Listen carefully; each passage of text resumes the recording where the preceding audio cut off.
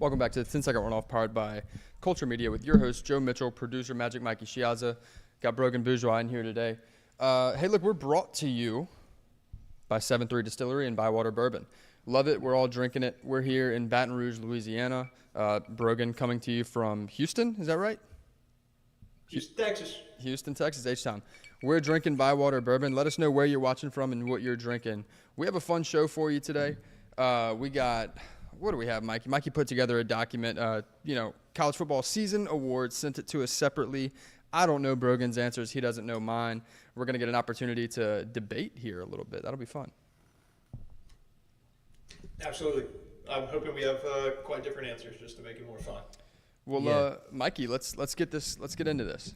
So yeah, going into the first award that we got here, it's the Best Team of the Year award, and yeah, Joe, why don't you start us off? Who is your best team of this year? Yeah.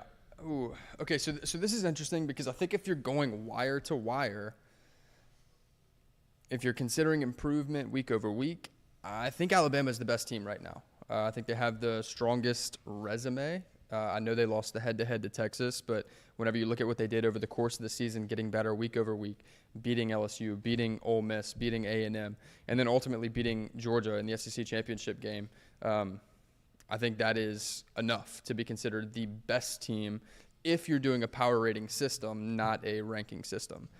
That being said, there is a very strong argument for Georgia as well. I think if Georgia and Alabama were to play again on Saturday, Georgia still may be favored. So my two best teams in the country are Georgia and Bama. I'm gonna go Bama though. I'll go Bama. This will come as a shocker, but best team in the country is University of Alabama. The growth of Jalen has been cool to see since the Texas game. Literally got benched and then just said, "All right, I'm gonna ball out and do my thing," and he's done that. The O-line development. From going watch them in College Station with A&M and literally pulling my hairs out beginning of the year to how much time he had in the pocket this past weekend was awesome.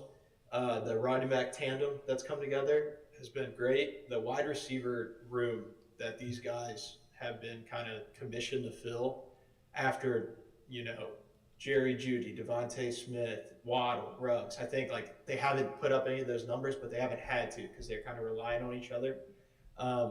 And the defense has been elite across the whole back end to the line. If one goes down, it's rip and replace. We saw that with Amos this weekend when Kool-Aid went out, and that's something you always like to see. And then they have the most scoring kicker in college football history. So, or player, not even. But yeah, all in all, the team growth has been astronomical and peaking at the right time. I do want to throw in there, just because I can already tell what's coming in the comments for this segment, is people are going to say Michigan. Michigan's number one overall. They're undefeated, all that kind of stuff. I don't necessarily disagree with you. I think we have an opportunity, on January 1st to see that play out. I think Alabama is the best team in the country currently, but we'll get to see if Michigan goes in and beats them, and we'll see who the better team is on that day. That being said, yes, if you're gonna come in the comments and say Michigan's the best team in the country, I'm not gonna argue with you. I'm just gonna tell you why I disagree. But I'm not gonna tell you you're wrong either. Well, I will say there is a reason. I think they could be considered one of the best if they just had a stronger strength of schedule to flex their muscles. That's personally what it came down to for me. That's the biggest thing, right? Is they played Ohio State and they played Penn State. Outside of those two games, which are two very formidable opponents, two really good opponents, two really good defenses. Outside of that, we haven't seen them tested week over week or go through a schedule as strenuous as Alabama. And Alabama got caught. Frankly, they got caught in week 2 against Texas, which was, I want to say it was Jalen Milroe's third career start. He was fresh. He was very fresh in the offense. And then you go back through what Alabama did in the SEC. They're a 12-1 football team, and that one loss is to Texas, meaning they went through the SEC West and the SEC championship game without losing. That's really, really impressive. All right. What you got, Mikey? Oh, I was going to say, yeah, I don't think many people will disagree with you with Alabama being better than Michigan. because as of right now, 93% of bettors are putting their money on Alabama. Good Lord. 93%. Yeah, that's not good for home team over here with a couple Alabama tickets. So that's not a great statistic. Yeah, look, and the best part about that is I don't care. I'm not a Bama fan. I have to keep stressing that because you are and you're wearing Alabama. But, like, I have to stress I am not an Alabama fan. Couldn't be further from it. Well, with that, I think we can move on to our next biggest thing of the year, which is the biggest play of the year. So, biggest play, one way to put that would be I remember a couple of years ago there was this play when Alabama played Auburn, I believe it was. It was called the Kick Six. That was probably the best play of that year, far and beyond. So we're thinking of caliber up there. Like that's the bar that we set. Real quick, why's your camera not on? Can we get you a camera? There we go. Now we're on to something. I'm here. Hello. Okay, perfect. All right, so best play. I didn't go best play here. I went best moment. Is that okay? Does that pass? All right. Absolutely. Oklahoma's game-winning drive versus Texas, to me, was the best moment of the year. You get the ball back with, what was it? I want to say it was just over a minute left. Texas was kind of dominating that second half, and Oklahoma came in and came back from down double digits and got the touchdown with less than 20 seconds when they scored. Dylan Gabriel had an amazing drive. To me, after that, I was like, oh, Oklahoma's in. Now, granted, they went on and they lost to Kansas, and who was their other loss? They had two other losses. I'm blanking. But they had two other losses after that obviously tanked their season. But after that game, I was like, okay, this Oklahoma team is legit. Brent Venables did his thing over there. I think that was the best moment of the year. Oklahoma State. That's right. Your mic's off, by the way, Mikey. My best play on the 10th anniversary of the Kick Six, thank you very much, is 4th and 31 or 4th and goal. Slogan, the Gravedigger, Jalen Milroe to Isaiah Bond. Yeah, I had written the game off. Shouldn't have done that. That was crazy. Sucked the whole air, like all the air out of the whole stadium. You could hear a pin drop. And I think that qualifies as one of the best plays of the year, maybe of the decade. Since the Kick Six is out, we can replace it with some actual good news now. So overall, that's my play. That's my moment.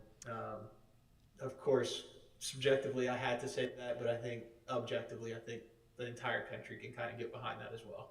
Yeah, I think that's going to turn out to be one of the most important plays, if not the most important play of the football season as well. Despite whether you think it was the best play or not, it's sparked this entire controversy of Florida State's not in and this, that, and the other. And if Bama doesn't convert on fourth and goal from the 31, then we don't have these issues. So leave it to Saban to be Palpatine and the Empire to just be back on top. Keep going. What else we got? You stole that from me before. I said that in the group chat the other day. All right, brother. All right, moving on next is the most surprising team of the year. Now, I see both of your answers, and I agree with both of you, but there's one that I would lean towards, and I would lean towards what Brogan has to say. So, Brogan, why don't you lead us off? Yeah, I went with Arizona.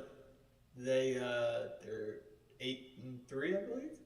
They lost to Mississippi State, which is a bad loss, but by a touchdown. Washington, which was by a touchdown. It's a great loss. And USC by 2. Nobody had them on their radar preseason. They got thrown a lot of stuff at the beginning of the year and just kept rolling with the punches. They got a good bowl game lined up coming up in a month, less than a month. So, yeah, mine would be Arizona. I just like how they were able to roll with everything that got thrown at them.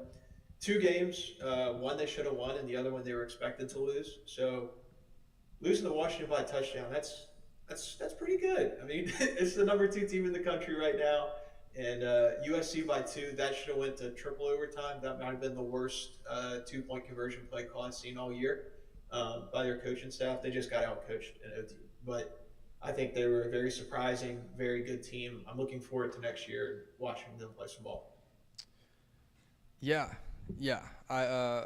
Yes, I would agree with you that I think they were an incredibly surprising team. Obviously, you didn't expect Noah Fafita to come in and kind of take the reins. Like, he wasn't the starter at the beginning of the year, frankly. So, yes, it was surprising when he came in and was as good as he was and took this team to what they became.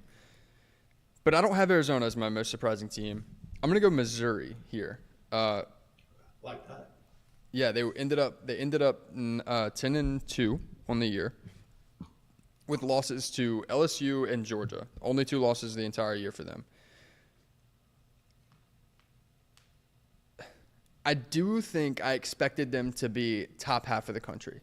Like, I didn't think they were going to be a bad team by any means. I knew Brady Cook was going to be good, Luther Burden was going to be good. I didn't expect Cody Schrader to have as good as a season as he did, being one of the best running backs in the entire country.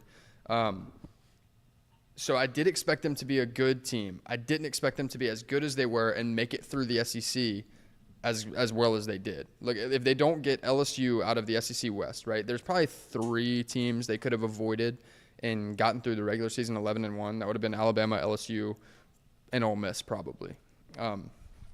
If they didn't draw LSU out of the SEC West, they very likely could have been an 11-1 team. And they were right there in the game with Georgia towards the end. Brady Cook had the ball. Missouri had the ball with 9 minutes to go in the game with a chance to take the lead, and then you saw 2 interceptions from a quarterback who was very efficient and didn't turn the ball over much all year. Missouri is my most surprising team. Again, it's not that I didn't expect them to be good. It's that I didn't expect their record to be as good as it was, given that they played in the SEC. I kind of figured it was going to be Georgia, Tennessee, Kentucky, maybe South Carolina, and then Missouri would fall in there. And then they finished second in the East. Yeah, I can completely get behind that. They were very good this year. I rambled there. And that was tough to get through. You're good. And like in the LSU game, they gave up a ton of points and just didn't score any in the fourth quarter. Like, they could have won that game, like, not easily, but they could have won that game as well.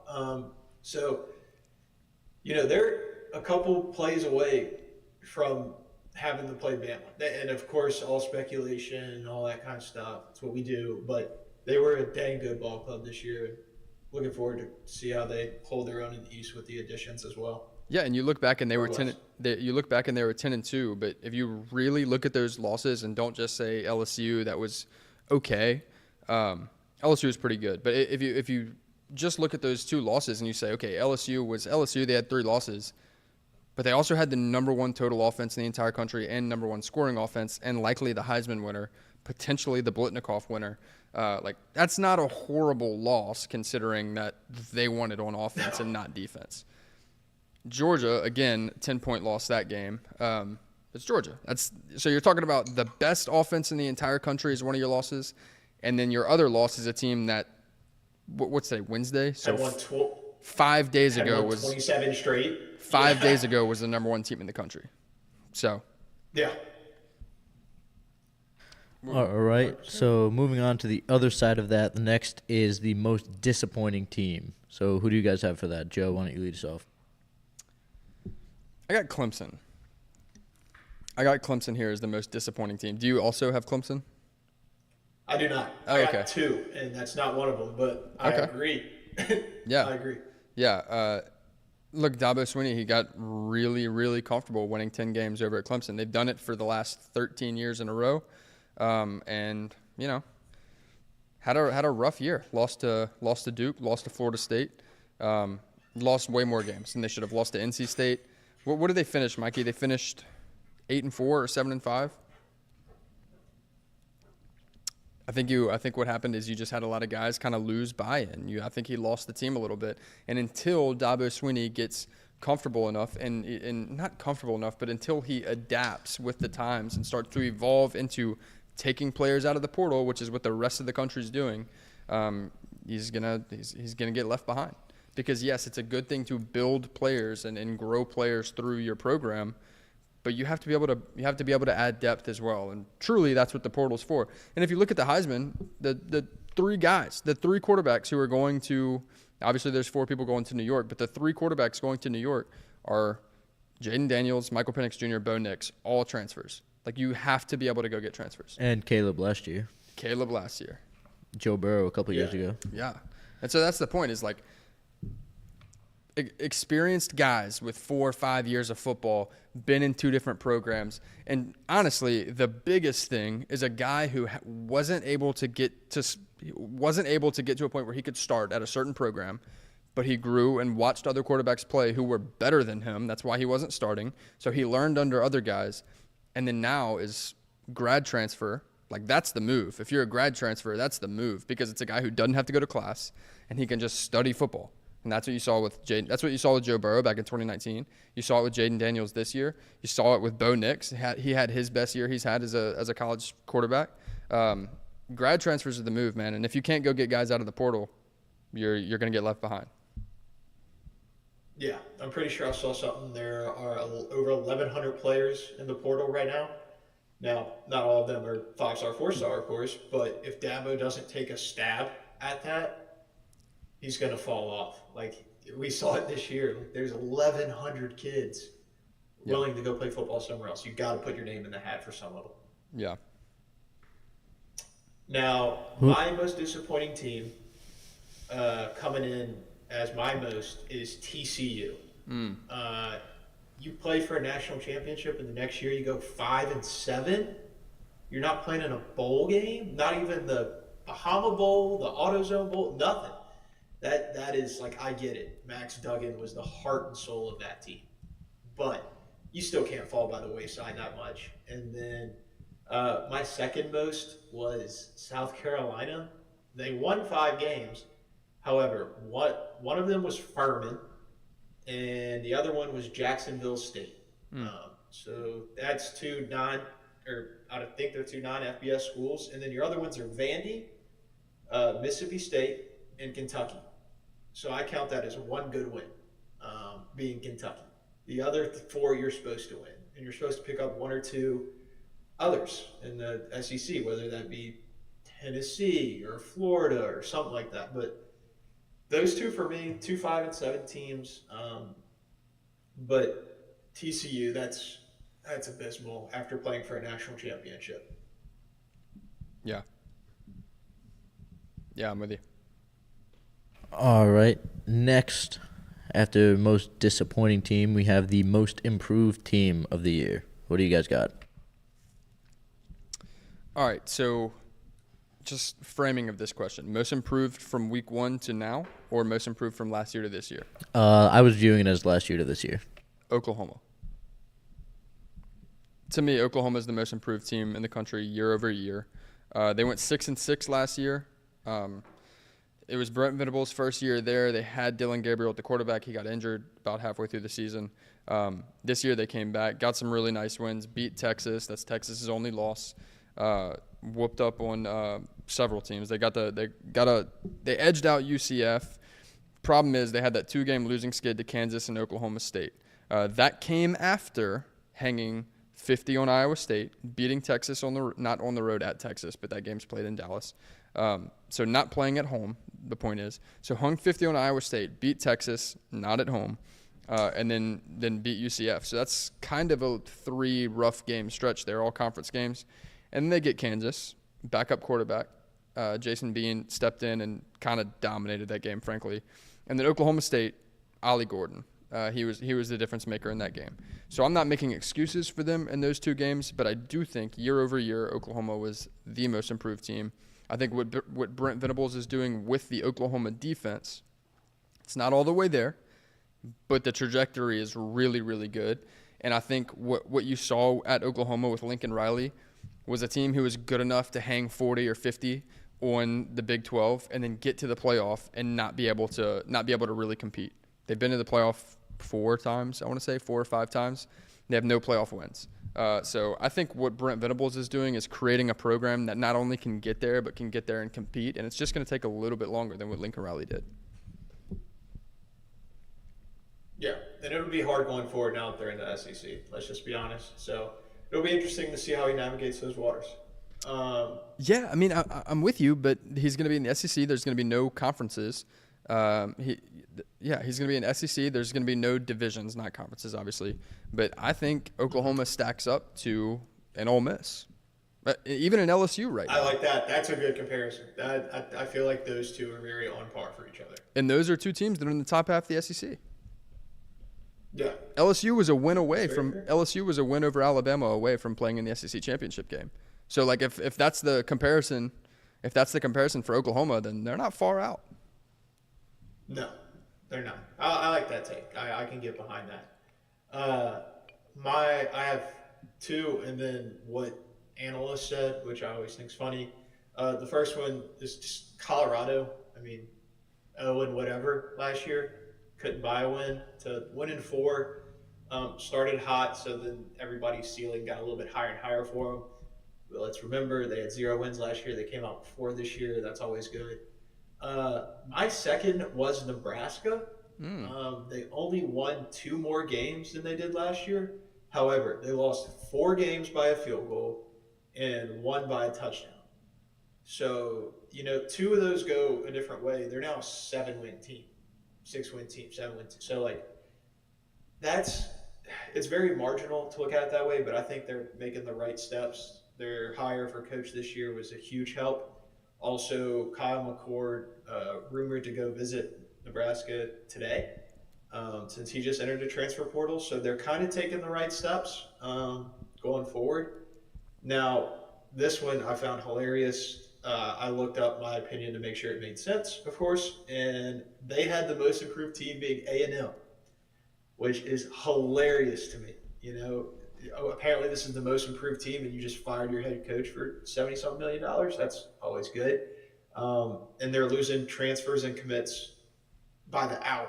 Yeah. So maybe from being most improved through 4 weeks to dumpster fire come week 12. But I thought that was funny. But my 2 are Nebraska and Colorado. And Colorado's a kind of a cop out. So, but. And you know what the thing with A&M is I don't think they're the most improved team in college football, but I do think they're a significantly improved team. Like Max Johnson Max Johnson wasn't the answer there. Like he just wasn't the answer there. And Connor Wegman came in and he had this team kind of rolling early in the year. They had a top 15 defense to close out the year. Whenever he got hurt again, that was a wrap. They were leading LSU in the fourth quarter. They gave Ole Miss a game. They were, they lost to Alabama by 9. Like that was a hell of a game. Yeah. So they were right there in the mix. They just couldn't close anything out. Agreed. So I do hate that. I don't think they're the most, but I do think they're significantly improved. So I see where they're coming from. Yeah. The play calling needs help. For sure. That's why that's why they went away from Jimbo. I concur. I can get behind that. It was pretty bad. Yeah. All right. So moving on next, we have the most surprising player of the year. So Joe, why don't you lead us off? Because I kind of agree with your take. So why don't you lead us off here? Even though I don't disagree with what Brogan has to say. Brogan. At all. I don't disagree with what Brogan has to say in the slightest. You'll see why I'm saying this, but I'm just saying I wasn't surprised with what Brogan has. But I could see why he was, because he's a hater. All right, so Brogan picked Jaden Daniels. Yeah. I got stats, though. I got stats to back it up. Yeah, So for sure. I'll just 2022, he threw 17 TDs with 3 interceptions. 2023, he had 40 touchdowns with only 1 more pick. Yeah. That's absurd. That's night and day. He also ran for 10 touchdowns and has over 1,100 rushing yards. He was a good quarterback last year. He's a goddamn great quarterback this year. He's going to win the Heisman. So if you go from good to great in my eyes, him and Joe Burrow have the same trajectory at LSU. They transferred. They did well. They did okay. They did good their first year, and they did absurd their last year. Yeah. So to me, there's a specific reason why I didn't pick Jaden as the most surprising player. Now, granted, I didn't think he was going to have a Heisman caliber season. Be very clear with that. But this is what happens when you have a player that shows as much potential as Jaden Daniels did last year. I didn't think he was a great quarterback last year. Truly, I did not. But he showed the potential on the feet. He showed the deep ball. The accuracy wasn't all that there. The the decision making wasn't all that there. He was late on a lot of his reads, or it looked like he was scared to throw his reads last year. But the potential and the athletic ability was there.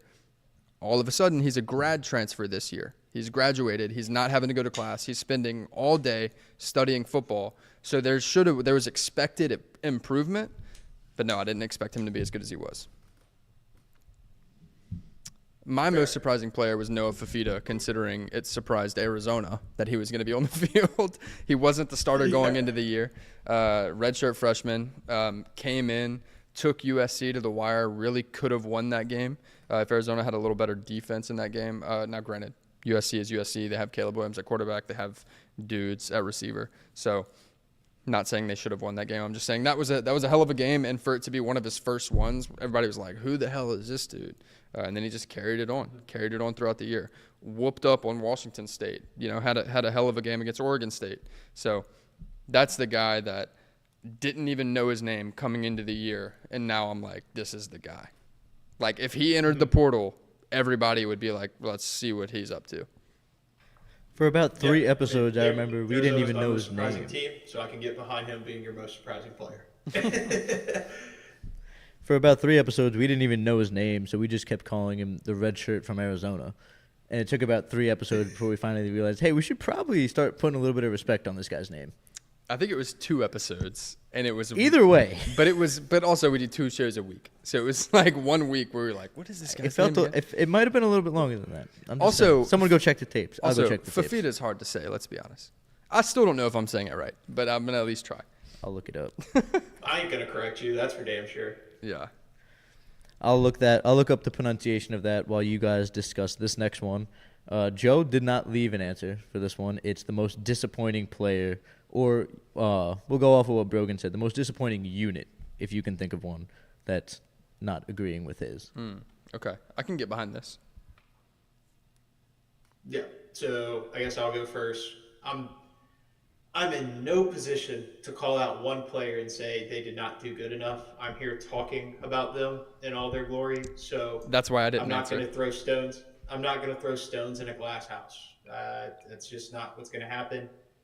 However, an underperforming unit compared to past kind of existence would be LSU's defense for me. I mean, it's tough like them. USC, Florida's defense. Like, you expect these programs to have this top caliber defense, go get these recruits, just put them in and it's going to work. And I mean, they have debatably the best player in the country defensively on their team with Perkins.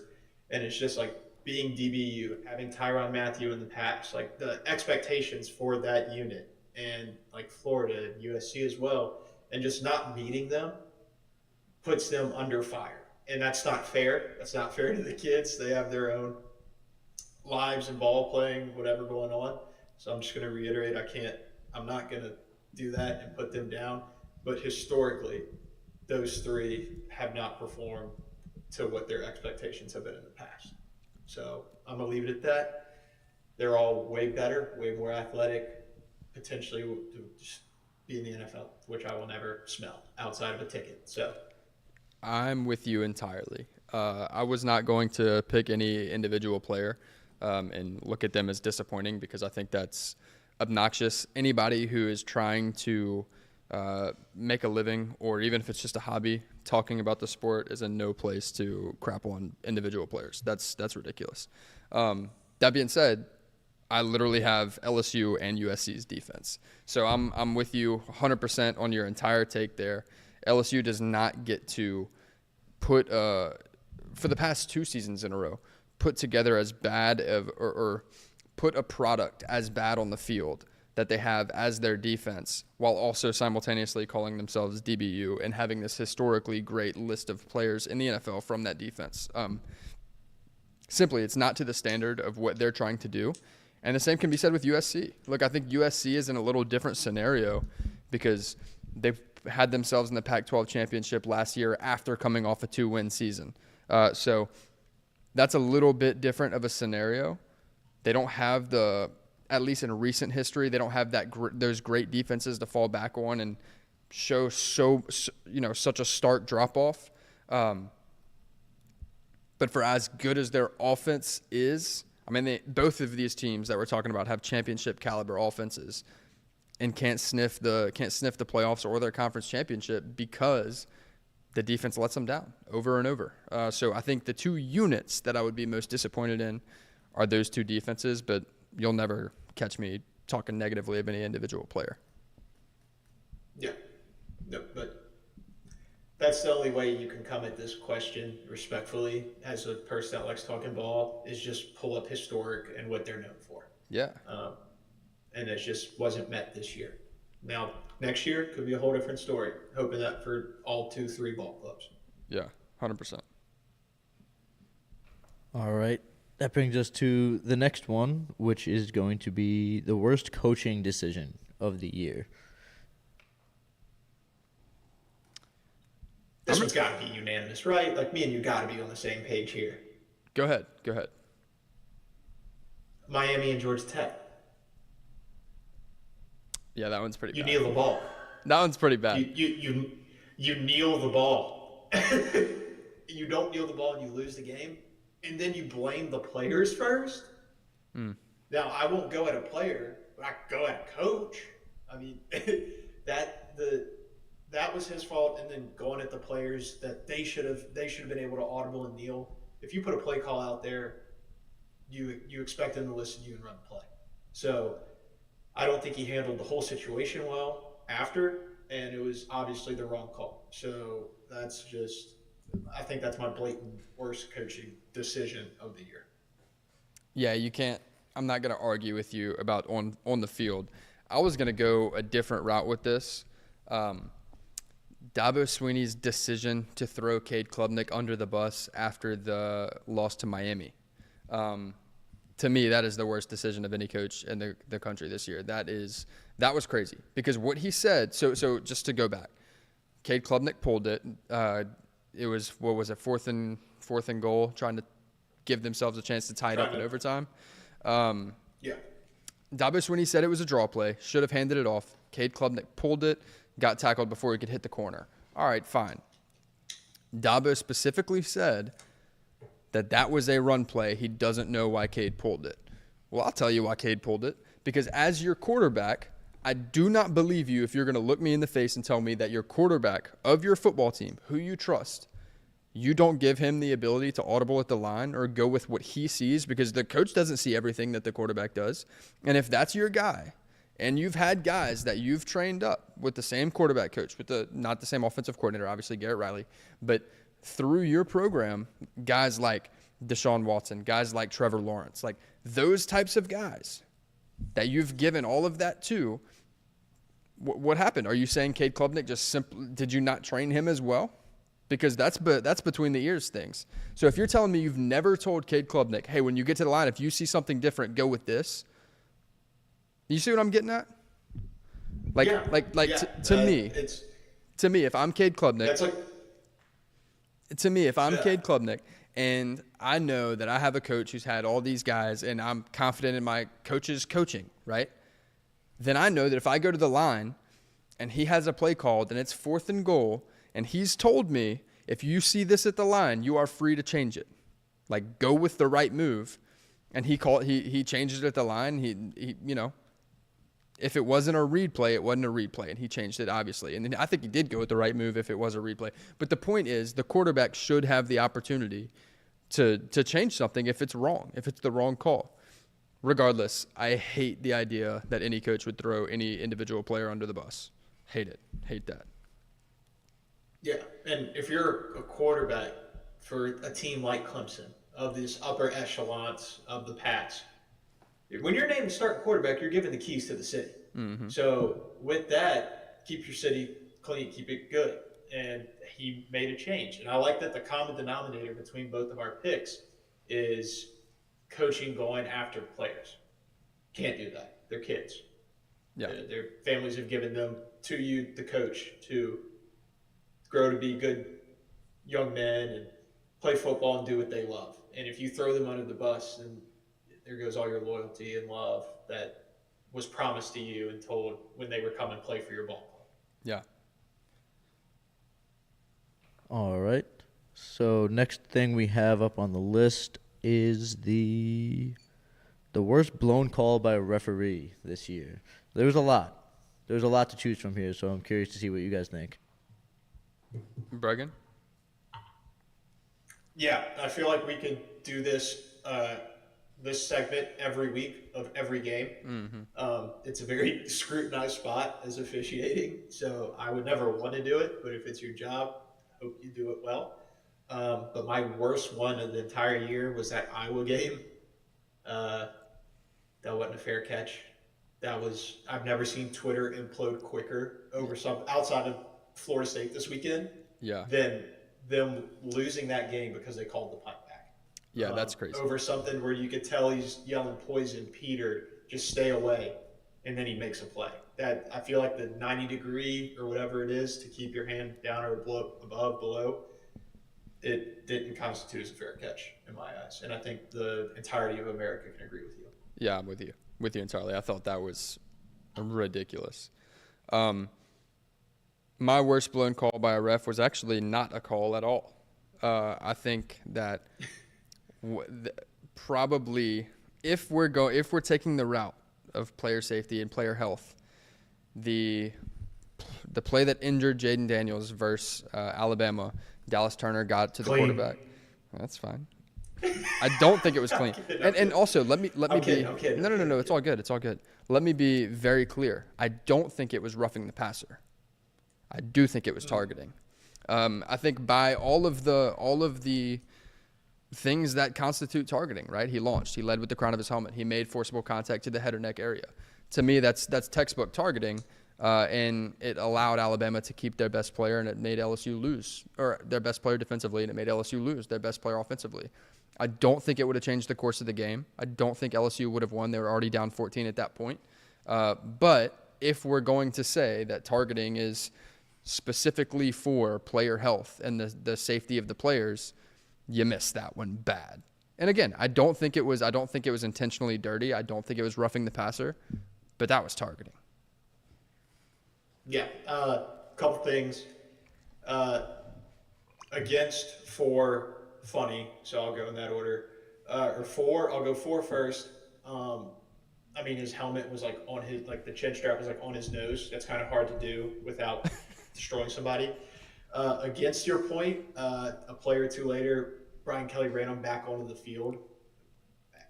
On Sunday, he was on concussion protocol. Kind of tough look, you know. That's a bad look, no doubt. And some people. Now he never did run a play.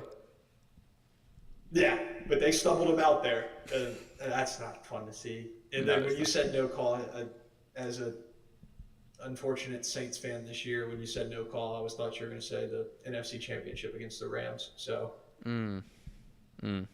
yeah. That might be the worst no call in football history. And the push-off against the Vikings the following year. Anyway, let's... Oh, boy. We're a college football show. Oh, boy. What's the next one, Mikey? Next, we have the Thank You for Your Money Award. So that's the best win of the year coming from an underdog team that was paid to play a big-name team. Brogan?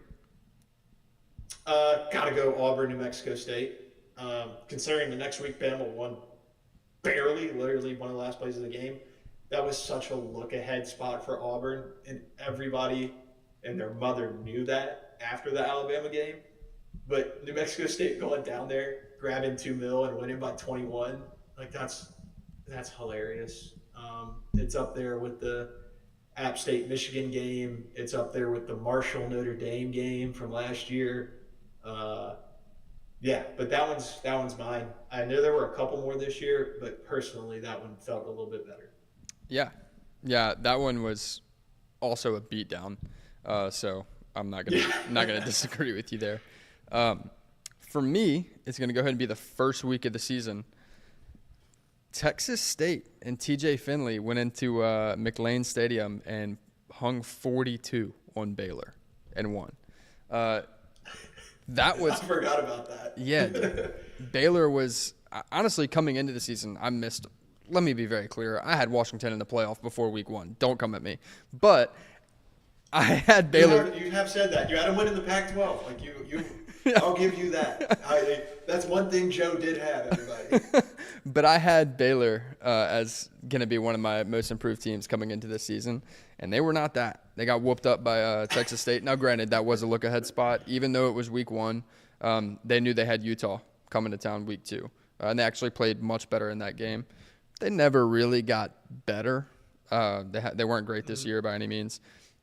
But that Texas State game, man, brutal way to start your season. If you schedule an out of conference Power 5 team and you lose, okay, you took a chance on a big game trying to pad your resume for the end of the year. If you schedule an in-state G5 team and they hang 40 on you in your own stadium for week 1, bro. Yeah. Hang the cleats up. Yeah. That's brutal. I love these games just because of how outrageous they are. And I love them until it'll happen to my team, which it inevitably will. And I thought it was when I was at Alabama, and I think we were tied the Citadel at half. Now, of course, won by like 40 because we probably sacrificed a couple walk-ons and such. But it's that feeling where you're watching a game or like you're catching highlights during your primetime game, and it's like, oh my God, Marshall's beating Notre Dame by 14 with 3.5 minutes left. You're like, you've never been a harder Thundering Herd fan in your life. Like you're screaming, "We are Marshall!" Yeah. Over and over again. Yeah. So I love that category. Is fun because there's at least one, probably 2 to 3 every year, and it's what makes college football. And it's fun because if you're not a fan of the team like that should be winning, everyone else in the country is like, go whoever else. You know what I mean? Like whoever the underdog is. Yeah, I had to like look up New Mexico's mascot. The Lobos? Halftime. I was like, all right, that is New Mexico. New Mexico State is the Aggies. The Aggies, that's right. Yeah, the real Aggies. Wow. Sorry, Aiden. Wow. All right, Mikey, what we got? All right, next up, we have the SeatGeek Game of the Year. There's a lot of really good games this year. If you guys did go to any games, hopefully you used our SeatGeek code. If you plan on going to any of these bowl games, great time to use it. If you use our code 10-second runoff, that's 10 SECOND RUNOFF. I almost stumbled there. If you use that code, you get $20 off your first purchase. So, Game of the Year, what do you guys got? Joe, why don't you lead us off? USC Arizona. A game that USC was just massively favored in. That was supposed to be the game to like get them on track and, propel them into their Pac-12 championship run. And Arizona and Noah Fafita and what's his name? McMillan and I'm blanking. What are the receivers' names?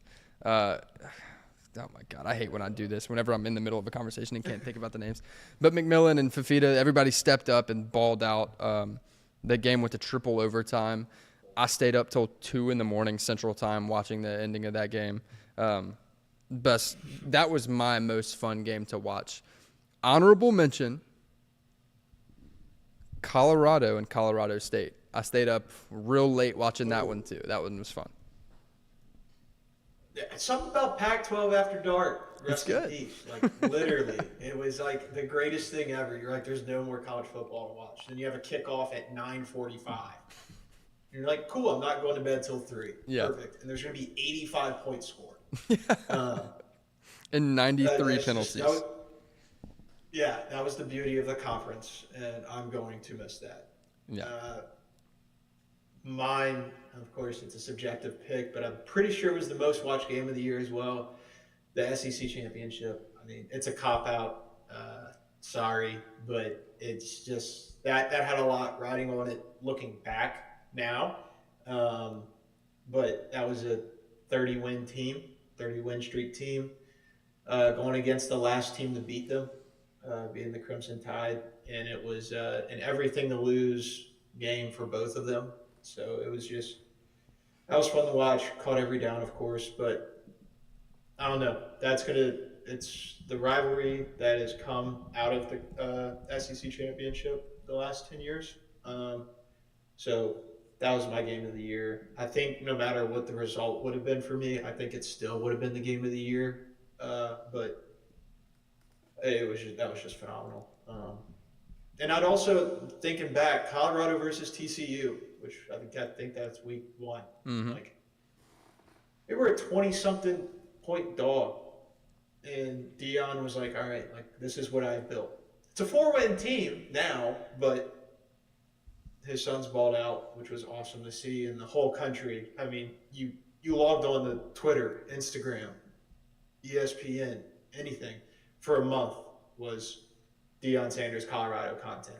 So being able to do that is impressive as is. So I put that at my 1A, not even my 2. I put that at like my 1A category. Yeah. That game won me a lot of money too, so I love that one. All right. We got anything else? So we'll move on to this next one here. I got the way too early predictions for the college football playoff in 2024. I'm really interested to see what you guys have to say here. You go first, Joe. See, here's the problem, right? With the current setup of the 12-team playoff, they're taking the top 6 conference champions. Well, there's not 5 Power 5 conferences next year. You're going to have the SEC, you're going to have the Big 10, the ACC, the Big 12. You have Oregon and Washington kind of stand alone. I don't think they're not the Pac-12 next year. They're not in the Mountain West either, though. They're playing Mountain West games, though, I have right? to look at where everybody is right now, honestly. Yeah, because I have no idea. Yeah, I'm gonna just go ahead and.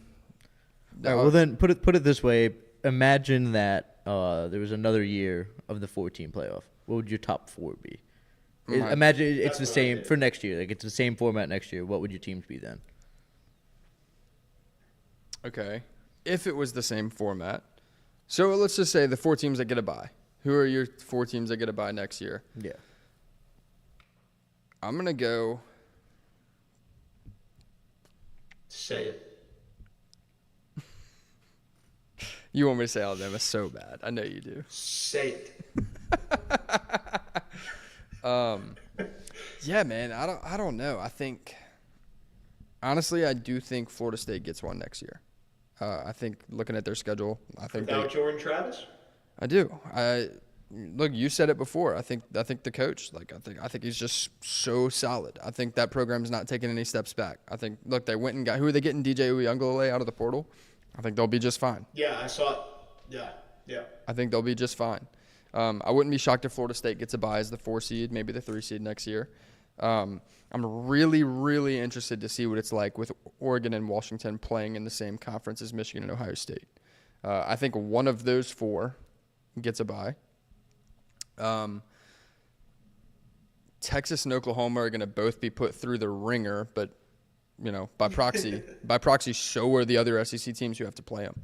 Look, does Alabama have to play Texas next year? We got Oklahoma, I think. Okay, Oklahoma. Yeah, so Oklahoma next year for sure has to play. Mikey, can you pull up their schedule? I want to say they have to play LSU, Alabama, and yes, Oklahoma gets LSU and Alabama. Texas gets Georgia and Ole Miss, maybe?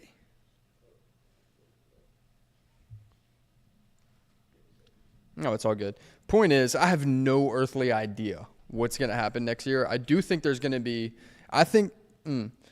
and given the nature of when everything's happened, expansion, conference realignment, and all that, I think if you're ever going to move to a 12-team playoff, next year's the year, because there's going to be there's going to be several really good teams with more losses than they would have had. Like Oklahoma, 100%. Oklahoma could be a top 6, 7 team in the country and have 2 or 3 losses. Truly. They might have more than that, looking at their schedule. So Oklahoma's schedule next year, they have Houston, then Tulane. Tulane is kind of a hard game. Tulane's gonna win the American Athletic. Yeah. So you got Tulane, then this is all in a row. You got Tennessee. Well, SMU did this year. It's not. So it's Tennessee, Alabama, Texas, Auburn, LSU, Mizzou, South Carolina, Ole Miss. That's tough. Damn. And then they finish out the season playing Maine. So that's cool. Hate to tell you, Oklahoma is not going to be a bye. No. That is a gauntlet, man. Jesus. Yeah, that's rough. I was speaking towards next year, by the way, with Tulane. I know SMU won it. Oh, yeah, my bad then. But one of them, I think one of Tulane or SMU is going to get in the playoff next year. And so that's my question about Oregon and not Oregon and Washington, Oregon State and Washington State is they're just standalone teams.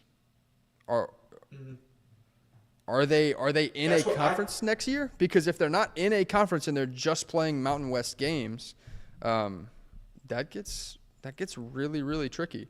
Like if the Pac-12 is just Oregon State and Washington State,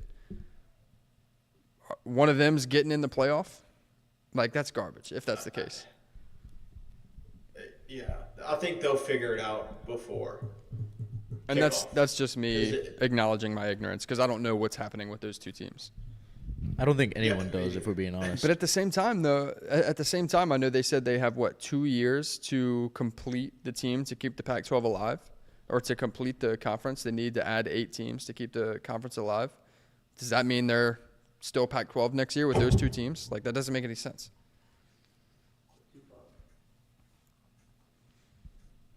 All right, so Brogan, what are your top 4? Your way too early top 4 for next year. Yeah, so I'm just double checking. All right, Georgia has 2 byes next year. That's strange. But so my 4 were Alabama, Georgia, Michigan, Oregon. So what's that means? I have 2 SEC, 2 Big Ten teams. Now in a 12-team playoff, that totally could happen.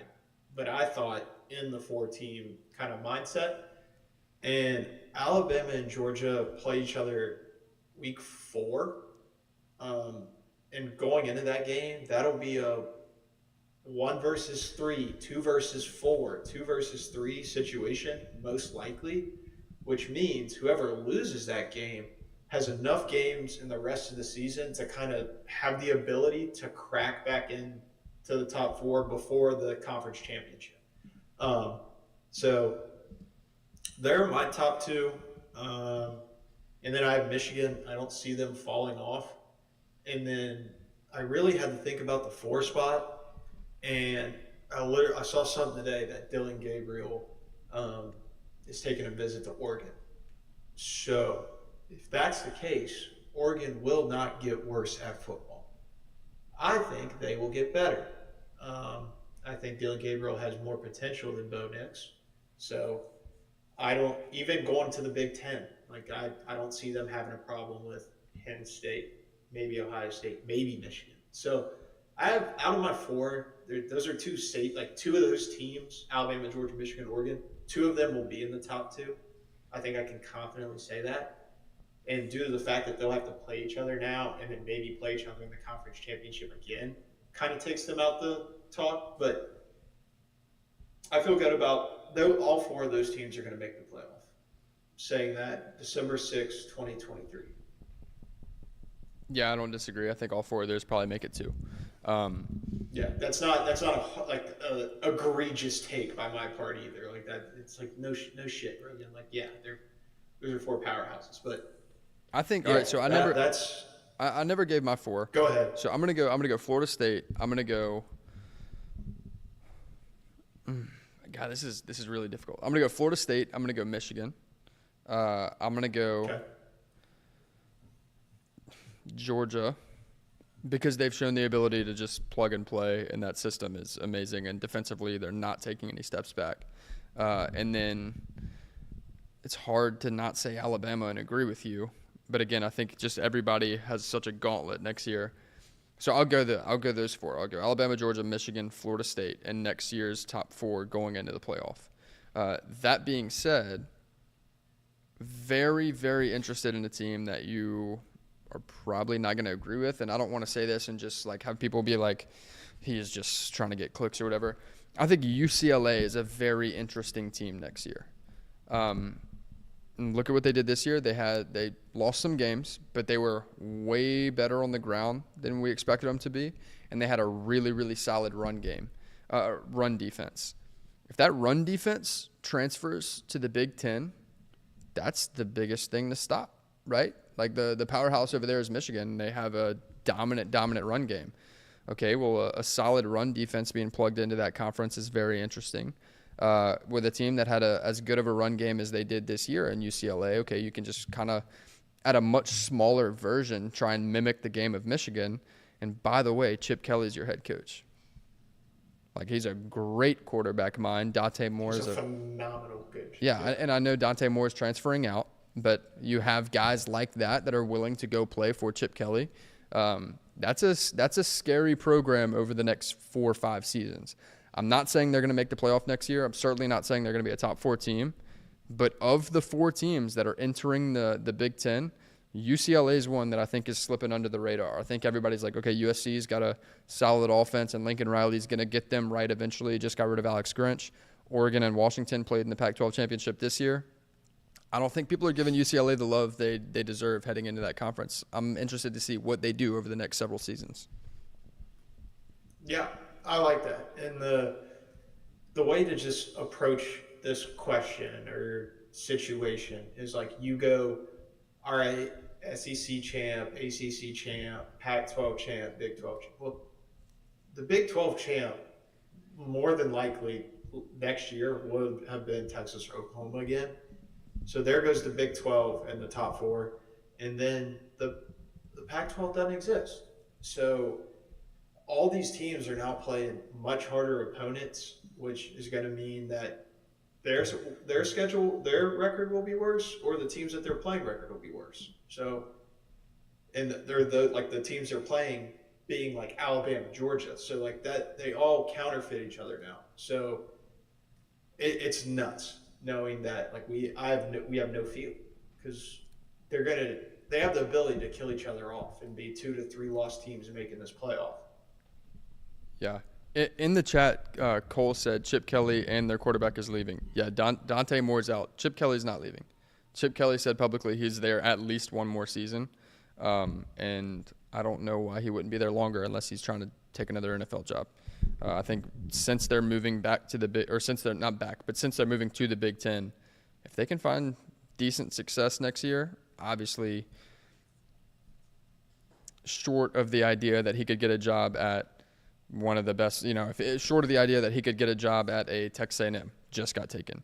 Oregon, it's got Dan Lanning. Like LSU just hired a guy for 10 years. Unless the Bama job somehow comes open, like I don't know where's better for him to go. Unless like Harbaugh goes to the NFL. Like to me, there's very few jobs that I would rather have or that I would leave UCLA, a Big Ten school right now, to go take.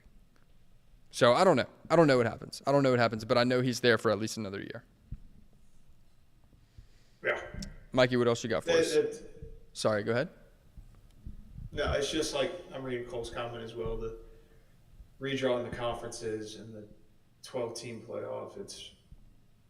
It's demoralizing as a fan. I can only imagine how much more physically and mentally exhausting it's going to be for these players. Yeah. Yeah, so that's all I got for what we had prepared, but there is one that me and Joe were talking about before, and that would be, what is the biggest controversy of the year?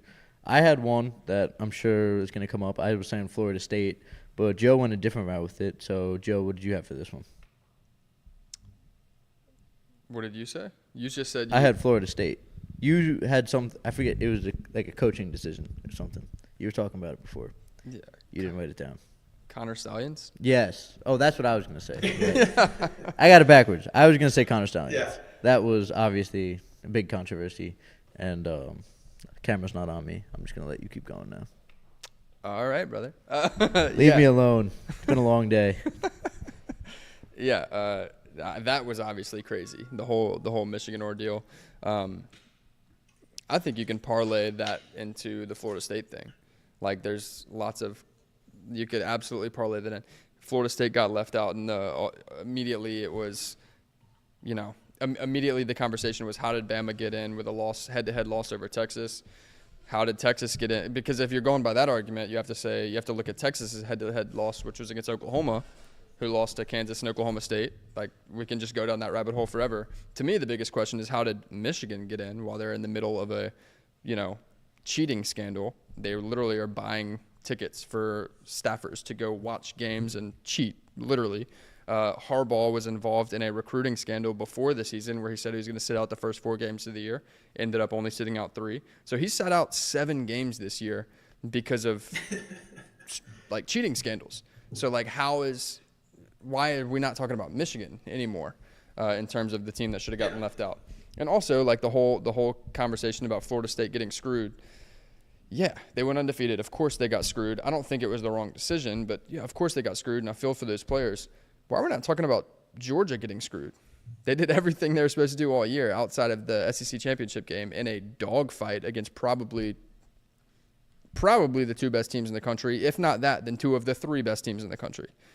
So I think there's a lot of teams that got screwed in the playoff this year, and one of them that just was given a free pass all year pretty much, which is Michigan. But that's my 2 cents. I agree. Like, when biggest scandal, you immediately think of like Connor Stallions, Bill Clinton. You know, like that's those are your scandals of the decade, right? Or 20-30 years. Sorry, that's been a while. But that one's nuts. And then on the Florida State, being on the receiving end, like the team, a fan, like screw Alabama. If Georgia wins that game, FSU still is not in the playoff, and I don't think they realize that because they're just like all their hate's just going to Bama right now. Like, Yes. One loss to Texas. Georgia wins that game. They're number 1. Michigan's number 2. Washington's number 3, and Texas still jumps you. Yes. Because Texas did that, and everybody's giving them the pass because it's kind of like, oh, it's the 3. And the Florida State should have got the 4. No. If I could redo all of this and redo it, I'd have Washington at 1. Alabama at 2, Texas at 3, and then I'd have a predicament between Georgia and Florida State at 4. Would you though? Yeah, you're right. I would put Georgia at 4. You see what I'm saying? Yeah. So I just like with the Florida State thing. That's a big controversy, of course, but the hate shouldn't be. It should be at the committee and not Alabama for getting in, because. The hate, in that case, it could have been at Texas if Georgia won that game because they wouldn't have dropped, and they would have let the same 4 in. Yeah. Or 3, excluding Bama. Yeah. So that's a point that I very obviously agree with. Like, but I'm not seeing enough people talk about that. Is yes, if Georgia beats Bama in the SEC championship game, Florida State's still not in. Like Texas jumped them regardless. So I think they're missing a lot of hate there. Like, Texas is flying way under the radar and not getting any hate from the Florida State fans. Bama seems to be catching all that. Yeah. Used to it. Built by Bama. Right. I know, I'm egregious. I'm done. We got like a month before they play, and then exactly almost a month. So. No, they play on the 1st. I'll stop wearing Alabama suits. Yeah. Oh, yeah, New Year's Eve. You skipped straight to the championship, huh? I'm kind of looking forward. Mike, you got anything else for us today? No, I'm good. If you guys got anything else. Cool. Hey, if you're a fan of one of the 4 teams playing in the college football playoff, or your team's going to a bowl game and you need tickets to that, go to SeatGeek. Use our code 10-second runoff. That's 10SEC. Nope. 10SE. What am I trying to write? 10SECONDRUNOFF. 10-second runoff on SeatGeek. Save yourself $20 on your first purchase. And we will see y'all on Sunday.